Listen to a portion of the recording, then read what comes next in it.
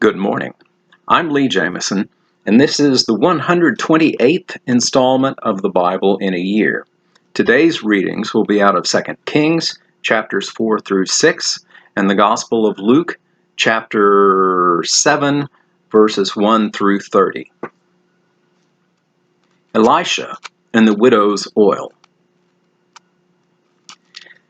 Now the wife of one of the sons of the prophets cried to Elisha, "Your servant, my husband, is dead, and you know that your servant feared the Lord. But the creditor has come to take my 2 children to be his slaves." And Elisha said to her, "What shall I do for you? Tell me, what have you in the house?" And she said, "Your servant has nothing in the house except a jar of oil." Then he said, "Go outside, borrow vessels from all your neighbors, empty vessels, and not too few. Then go in and shut the door behind yourself and your sons, and pour into all these vessels. And when one is full, set it aside." So she went from him, and shut the door behind herself and her sons. And as she poured, they brought the vessels to her.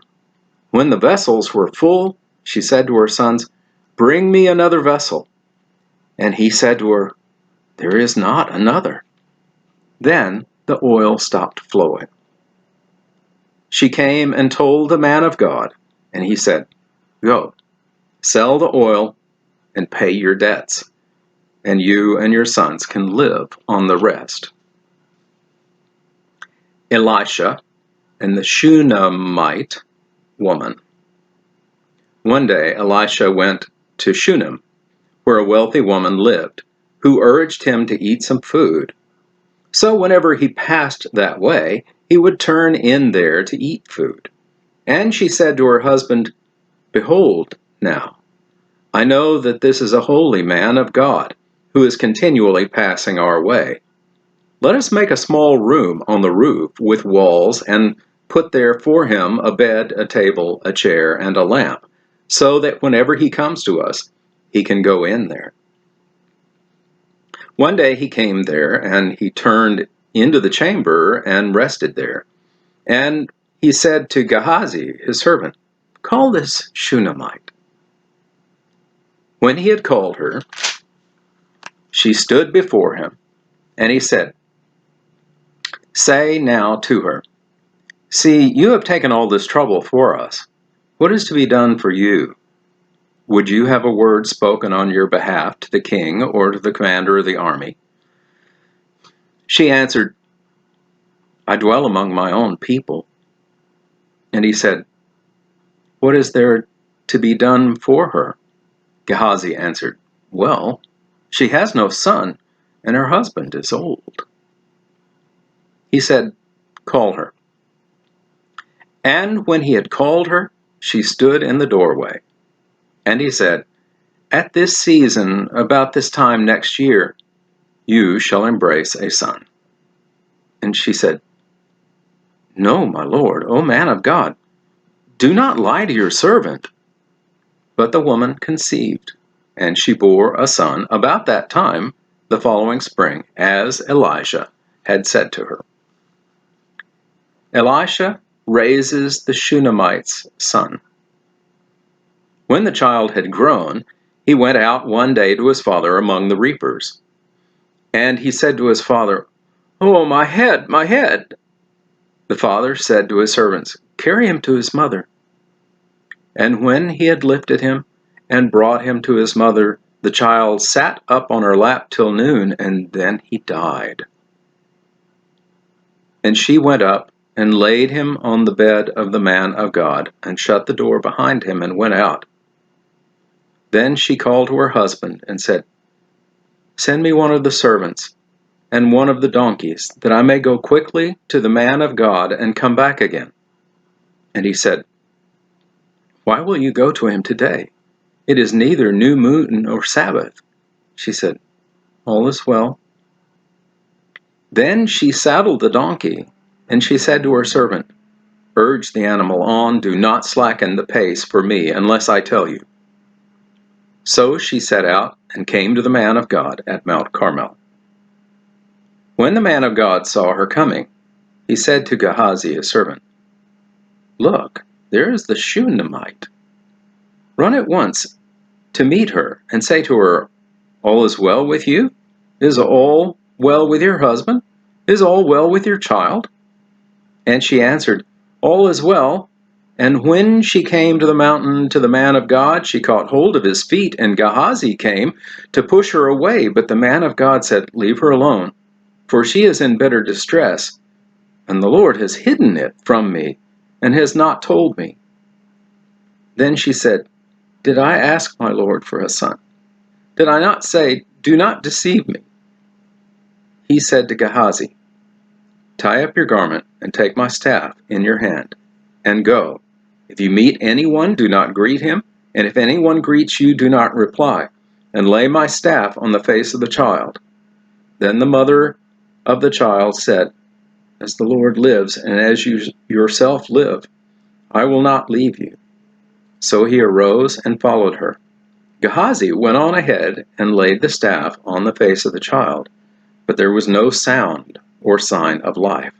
Therefore he returned to meet him and told him, 'The child has not awakened.'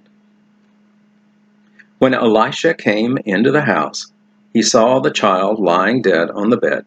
So he went in and shut the door behind the two of them, and prayed to the Lord. Then he went up and lay on the child, putting his mouth on his mouth, his eyes on his eyes, and his hands on his hands. And as he stretched himself upon him, the flesh of the child became warm. Then he got up again and walked once back and forth in the house, and went up, stretched himself upon the child. The child sneezed 7 times, and the child opened his eyes. Then he summoned Gehazi and said, 'Call this Shunammite.' So he called her, and when she came to him, he said, 'Pick up your son.' She came and fell at his feet, bowing to the ground. Then she picked up her son and went out.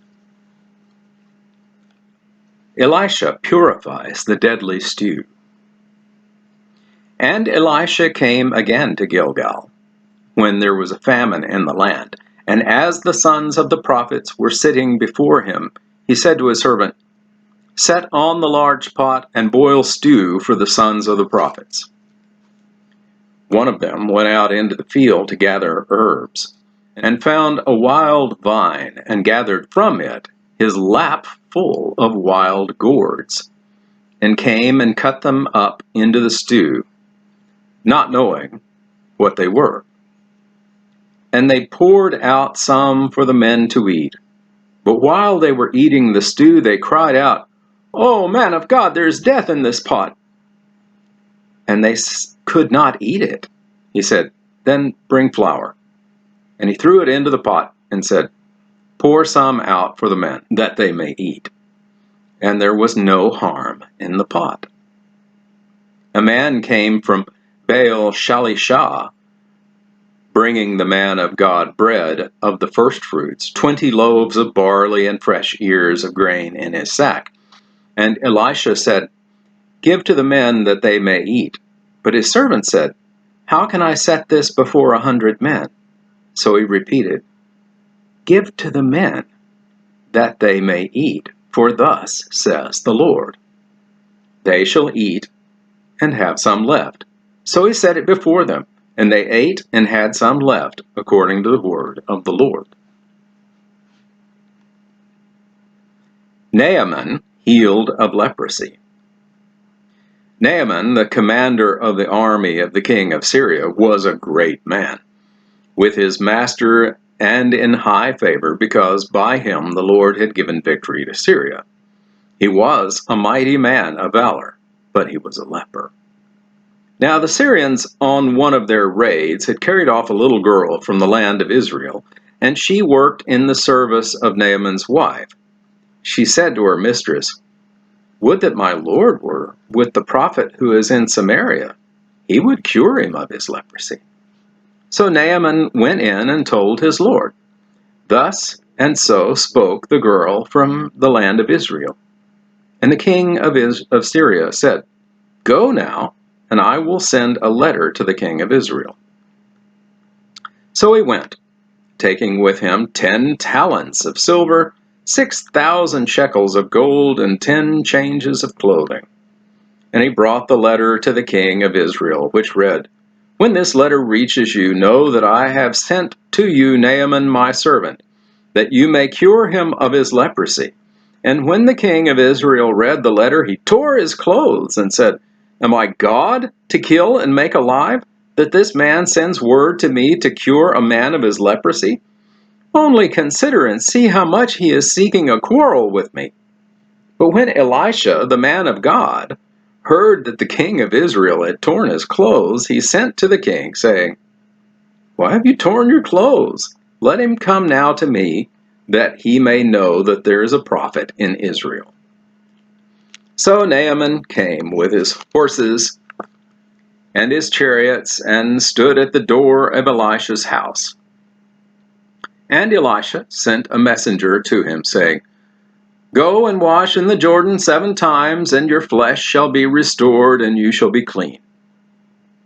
But Naaman was angry, and went away, saying, "Behold, I thought that he would surely come out to me, and stand and call upon the name of the Lord his God, and wave his hand over the place, and cure the leper. Are not Abana and Pharpar, the rivers of Damascus, better than all the waters of Israel? Could I not wash in them and be clean?" So he turned and went away in a rage. But his servants came near and said to him, "My father, it is a great word the prophet has spoken to you. Will you not do it? Has he actually said to you, 'Wash and be clean'?" So he went down and dipped himself 7 times in the Jordan, according to the word of the man of God, and his flesh was restored like the flesh of a little child, and he was clean. Gehazi's greed and punishment. Then he returned to the man of God, he and all his company, and he came and stood before him, and he said, "Behold, I know that there is no God in all the earth but in Israel. So accept now a present from your servant." But he said, "As the Lord lives, before whom I stand, I will receive none." And he urged him to take it, but he refused. Then Naaman said, "If not, please let there be given to your servant 2 mule loads of earth. For from now on your servant will not offer burnt offerings or sacrifice to any god but the Lord. In this matter may the Lord pardon your servant. When my master goes into the house of Rimmon to worship there, leaning on my arm, and I bow myself in the house of Rimmon, when I bow myself in the house of Rimmon, let the Lord pardon your servant in this matter." He said to him, "Go in peace." But when Naaman had gone from him a short distance, Gehazi, the servant of Elisha, the man of God, said, "See, my master has spared this Naaman the Syrian, in not accepting from his hand what he brought. As the Lord lives, I will run after him and get something from him." So Gehazi followed Naaman. And when Naaman saw someone running after him, he got down from his chariot to meet him and said, "Is all well?" And he said, "All is well. My master has sent me to say, there have just now come to me from the hill country of Ephraim 2 young men of the sons of the prophets. Please give them a talent of silver and 2 changes of clothing."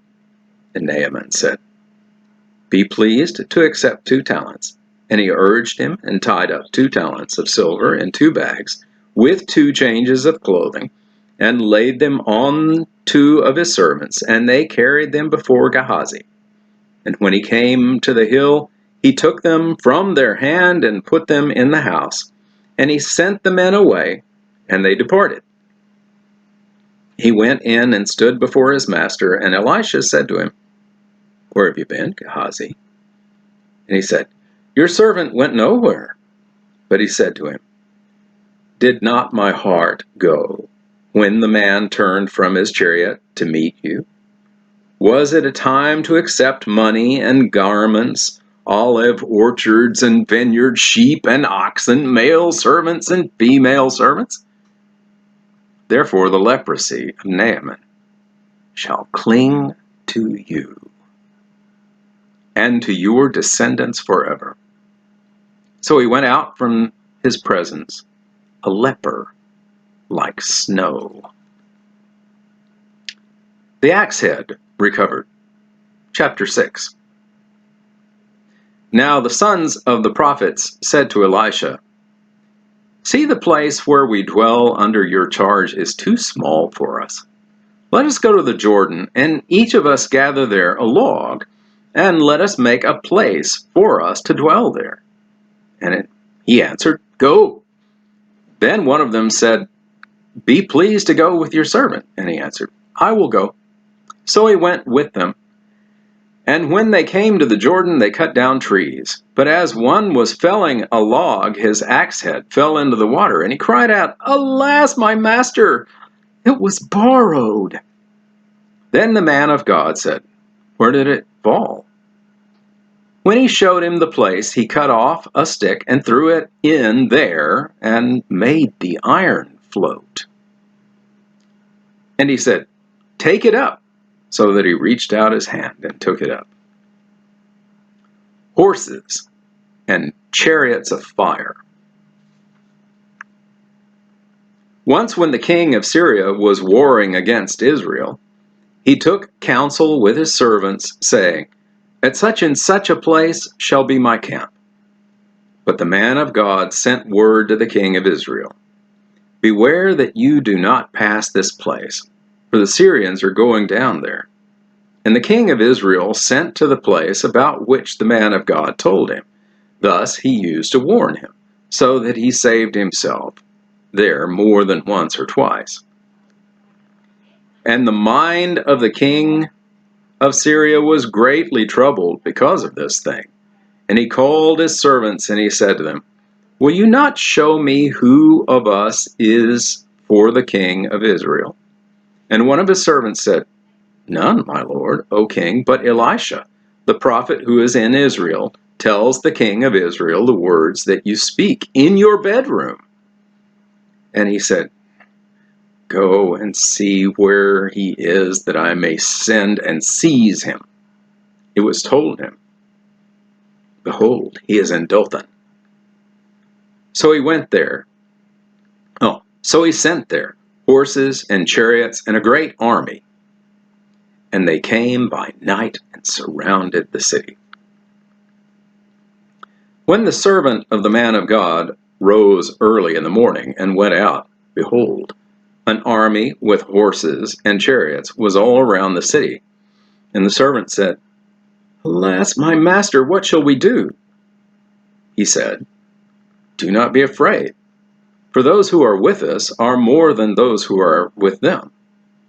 Then Elisha prayed and said, "O Lord, please open his eyes that he may see." So the Lord opened the eyes of the young man, and he saw, and behold, the mountain was full of horses and chariots of fire all around Elisha. And when the Syrians came down against him, Elisha prayed to the Lord and said, "Please strike this people with blindness." So he struck them with blindness in accordance with the prayer of Elisha. And Elisha said to them, "This is not the way, and this is not the city. Follow me, and I will bring you to the man whom you seek." And he led them to Samaria. As soon as they entered Samaria, Elisha said, "O Lord, open the eyes of these men, that they may see." So the Lord opened their eyes, and they saw, and behold, they were in the midst of Samaria. As soon as the king of Israel saw them, he said to Elisha, "My father, shall I strike them down? Shall I strike them down?" He answered, "You shall not strike them down. Would you strike down those whom you have taken captive with the sword and with your bow? Set bread and water before them, and they may eat and drink, and go to their master." So he prepared for them a great feast, and when they had eaten and drunk, he sent them away, and they went to their master, and the Syrians did not come again on raids into the land of Israel. Ben-Hadad's siege of Samaria. Afterward, Ben-Hadad, king of Syria, mustered his entire army and went up and besieged Samaria. And there was a great famine in Samaria as they besieged it, until a donkey's head was sold for 80 shekels of silver, and the fourth part of a cab of dove's dung for 5 shekels of silver. Now, as the king of Israel was passing by on the wall, a woman cried out to him, saying, "Help my lord, O king." And he said, "If the Lord will not help you, how shall I help you? From the threshing floor or from the winepress?" And the king asked her, "What is your trouble?" And she answered, "This woman said to me, 'Give me your son that we may eat him today, and we will eat my son tomorrow.' So we boiled my son and ate him. And on the next day I said to her, 'Give your son that we may eat him.' But she has hidden her son." When the king heard the words of the woman, he tore his clothes. Now he was passing by on the wall, and the people looked, and behold, he had sackcloth beneath on his body. And he said, "May God do so to me, and more also, if the head of Elisha the son of Shaphat remains on his shoulders today." Elisha was sitting in his house, and the elders were sitting with him. Now the king had dispatched a man from his presence, but before the messenger had arrived, Elisha said to the elders, "Do you see how this murderer has sent to take off my head? When the messenger comes, shut the door and hold the door fast against him. Is not the sound of his master's feet behind him?" And while he was still speaking with them, the messenger came down to him and said, "This trouble is from the Lord. Why should I wait for the Lord any longer?" And that cliffhanger concludes the reading in 2 Kings.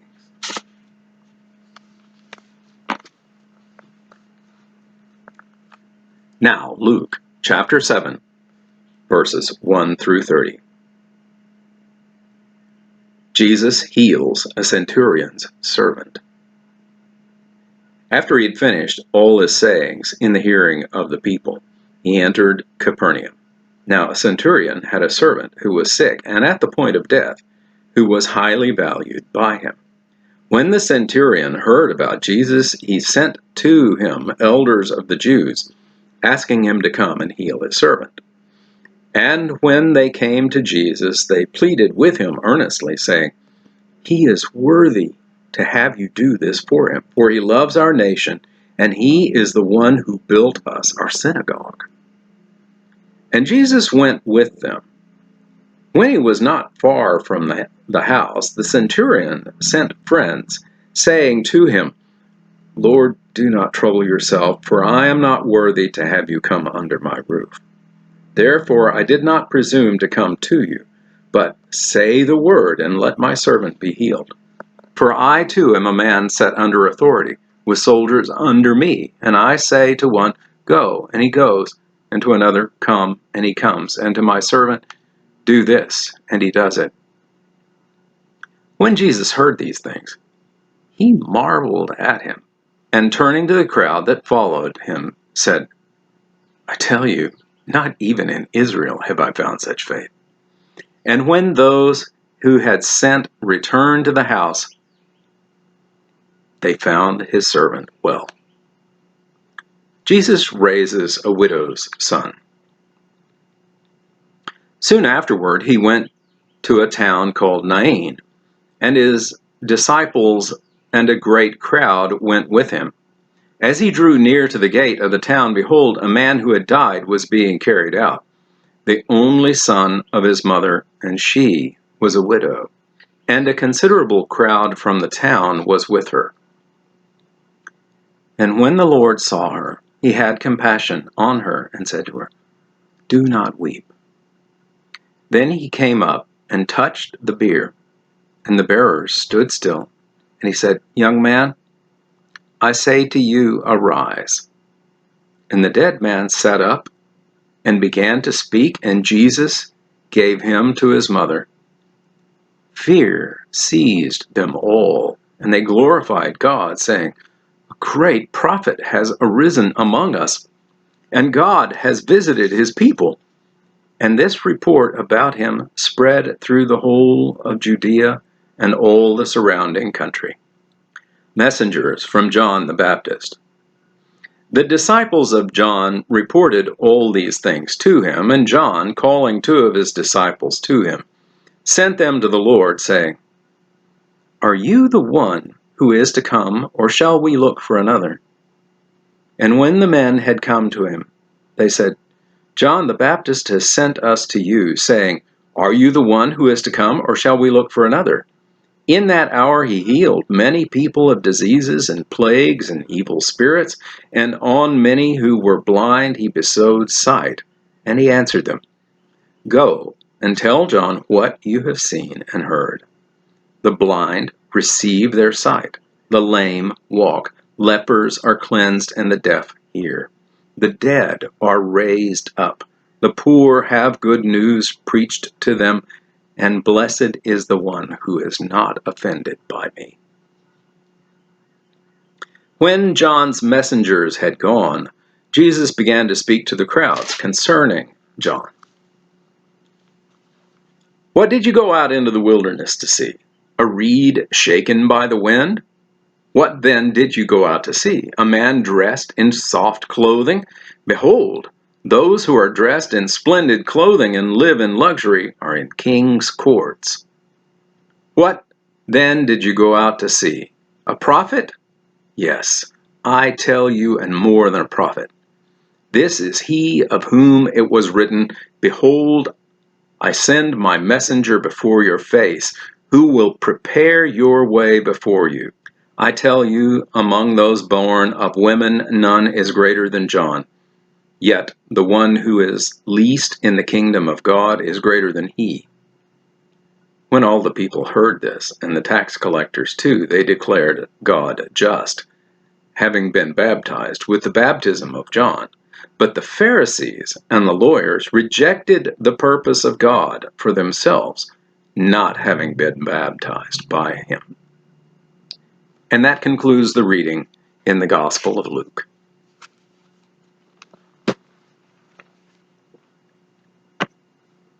Thank you for watching this video all the way to the end.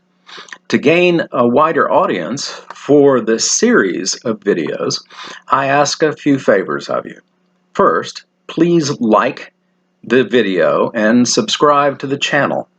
You can also click on a bell icon, and that will make sure that you receive notifications when new videos come out. Then, if you have comments or questions, even if they're critical, I want to hear from them. Be civil, of course. The YouTube algorithm rewards videos that receive audience participation. So I appreciate your input. You are a part of this channel as well. Thank you, and have a blessed day.